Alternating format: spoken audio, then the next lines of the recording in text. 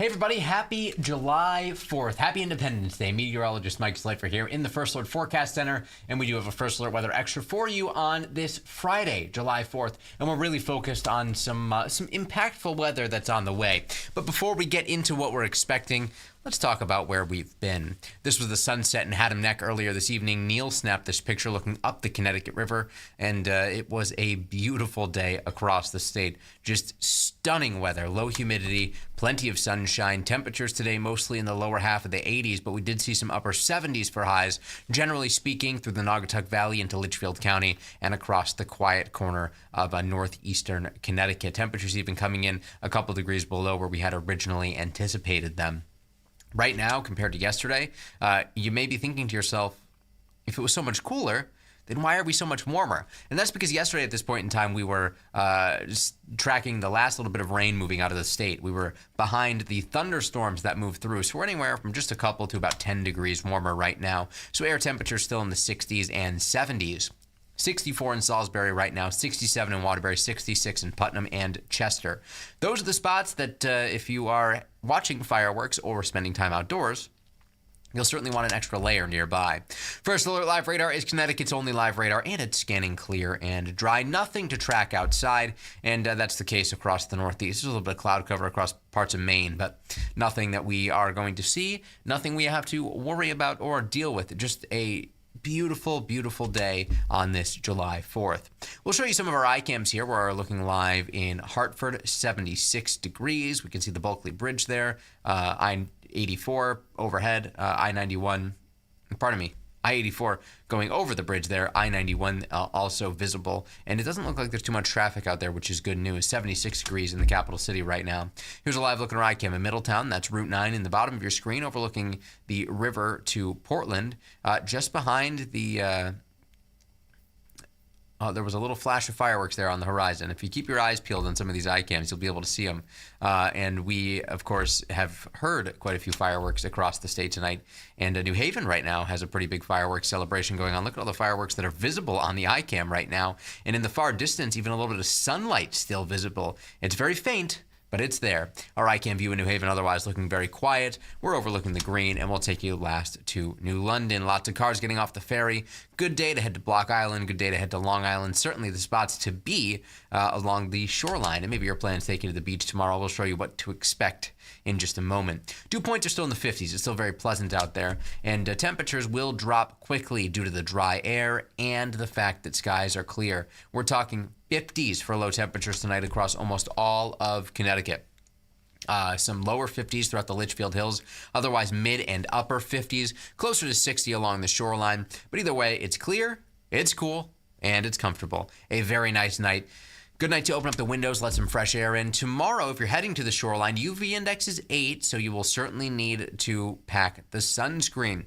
High tide in New London, 6:36, New Haven, 8:09 in the afternoon, in the evening for both of those. So that means low tide is basically going to be the middle of the day. Maybe not ideal for swimming, but sometimes it's nice to just walk the sandbars and have the water only coming up to your ankles. Temps will be in the lower half of the 80s for most towns. And that's what we see across the Litchfield Hills tomorrow, too. And into the greater Hartford area, we could see a couple of towns pop into the mid, if not upper 80s. 87 in Windsor, for example.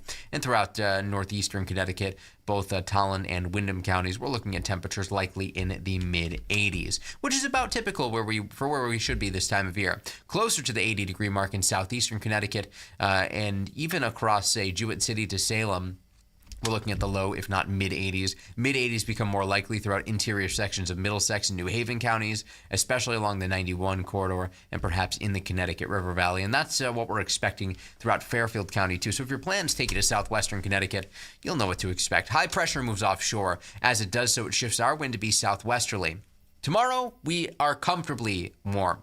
While it will be warmer than today, humidity levels stay low. But by Sunday, with a persistent southwest wind, we really will start to see those humidity levels increase. So we're turning muggier and eventually humid. And that's really going to be the catalyst for some first alert weather days here. You'll note the oppressive humidity spike there on Tuesday before some relief on Wednesday. And it's not the type of relief that we see right now. It's just we go from oppressive to just muggy.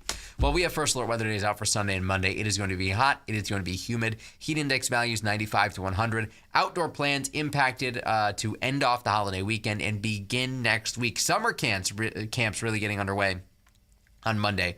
They will be impacted by the heat and humidity too. Here's the heat risk map for Monday. Moderate to major impacts across Connecticut. Also, some parts of the state are already underneath a heat advisory, and we certainly could see more of those get issued. Feeling like it's in the mid and upper 90s around 3 p.m. on Monday. It's just going to feel hot and humid outside. And that's going to be some fuel perhaps for an approaching cold front on Tuesday. At the same time, we'll have tropical moisture moving in from the south. And the combination of tropical moisture and approaching cold front, heat and humidity means a perfect recipe not only for storms, which could be on the stronger side, but also heavy rain. 8 p.m., that front still moving through the state. It's going to be fairly slow to move through compared to what we experienced yesterday, which means a more prolonged chance for these showers, these downpours, these thunderstorms to impact Connecticut, and thus Tuesday is also a first alert weather day. Storms can be strong, rain will be heavy at times, impacting outdoor plans and travel, renewing the risk for poor drainage flooding. We didn't really have to worry too much about that with our last round of storms, but this past Tuesday, we did have some minor flooding concerns, and poor drainage flooding will certainly be an issue this coming Tuesday. When it comes to rainfall overall, we're a little bit ahead of average for the month. We're still very early in the month, so we'll see where things settle out as we get a little bit later into the month of July. But since the start of meteorological summer, June 1st, we are at 3.28 inches of rain, so about 1.5 inches below where we typically would be. We certainly are not going to add to our rain totals tomorrow or Sunday, so we'll see what happens beginning Monday and beyond. If we go back to the start of 2025, we have received 24.2 inches of rain, or the liquid equivalent of anything frozen. We are up by about 1.5 inches. So a lot of first alert weather days here on this first alert 7-day forecast. 87 tomorrow, 92 on Sunday, 92 on Monday, feeling like it's 95 to 100. And then we're humid on Tuesday, some rain and storms possible, 88 degrees, turning muggier by Wednesday and Thursday. And then maybe next Friday, too, we could see some storms. We'll see. It's about a week out. It is worth mentioning here that we could see some isolated storms on Monday in the afternoon and evening, but we do think the greater risk for storms, or perhaps the more widespread coverage of storms, will be on Tuesday. Temps are in the mid and upper 80s through the rest of the weekend, dropping down into the lower 80s by the end of next week.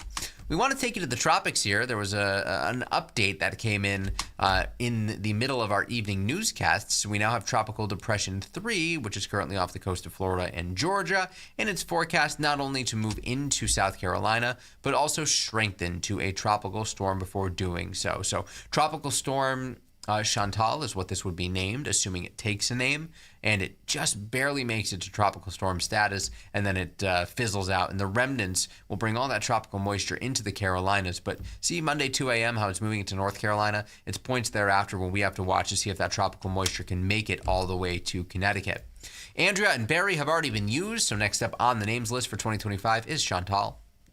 And as it stands right now, the forecast is to officially have Chantal. So we will be watching, and we will be the first to alert you if that happens. Be sure to join Jill Gilardi and Scott Gagliardi over the course of the weekend. Back home, though, tomorrow, a comfortably warm day. Really looks quite nice. Partly to mostly sunny skies, staying dry. First alert weather days for heat on Sunday and Monday, and then by Tuesday, it's all about the risk for storms or rain, which could be heavy at times. Staying muggy on Wednesday and Thursday. By Friday, maybe humid again with the risk for some storms. That is it for First Alert Weather Extras this week, but they will return at 8 a.m. on Monday. Have a safe rest of your 4th of July and holiday weekend. It certainly looks like the weather is cooperating. We had 18 weekends in a row with at least a trace of precip. Going back to the end of February, we finally are breaking that streak, and it really could not come at a more perfect time. Stay hydrated, keep the sunscreen nearby, and then stay weather aware heading into the start of next week. Certainly looks a bit more active by Tuesday. We will be on the wax with another check of your forecast at 10 and on Channel 3 at 11. Have a great night, everyone.